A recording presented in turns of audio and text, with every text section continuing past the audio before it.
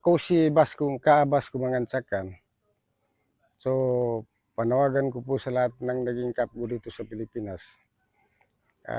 Pagandahin natin itong pagsiservisyo natin at wag natin maliitin ito dahil tayo na mga kapgo ang inaasahan ng ating komunidad, pati ating mga kasundaluhan.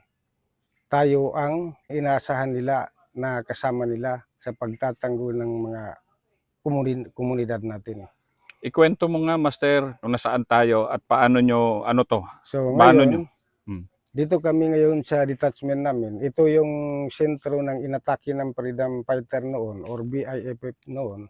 So dito kami ngayon nakatira.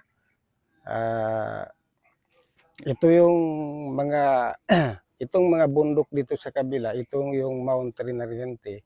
Dito kasi nanggaling yung BIFF noon na umatake dito sa amin. So kaya ang panawagan po namin sa lahat ng mga kapgo, magserbisyo tayo ng tapat dahil tayong mga kapgo ang inaasahan ng ating komunidad, pati mga kasundaluhan natin. Tayo ang inaasahan nila na kasama nila kahit saan at anuman ang mangyari sa pagtatanggol ng bayan, tayo ang kasama nila. Gaano ka-importante itong mapagkaya detachment sa depensa ng pikit? Ito yung Master, ang kuwan ng Mapagkaya, sir. Ang kagandahan kasi ng Mapagkaya, ito na yung pinakadulo na depensa ng Municipality of Pikit or Barangay Paylupulangi, Municipality of Pikit. Ito na ang pinakadulo ng na-detachment ng kapgo dito sa Municipality of Pikit, sir.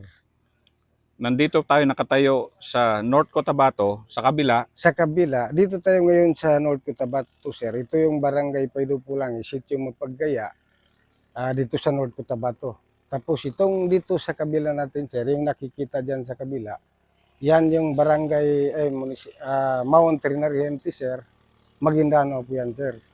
Tapos dito sa pagitan, sir, ito yung tinatawag na Rio Grande de Mindanao, sir. Kung walang kapgo sa ganitong lugar, Master, anong mangyari?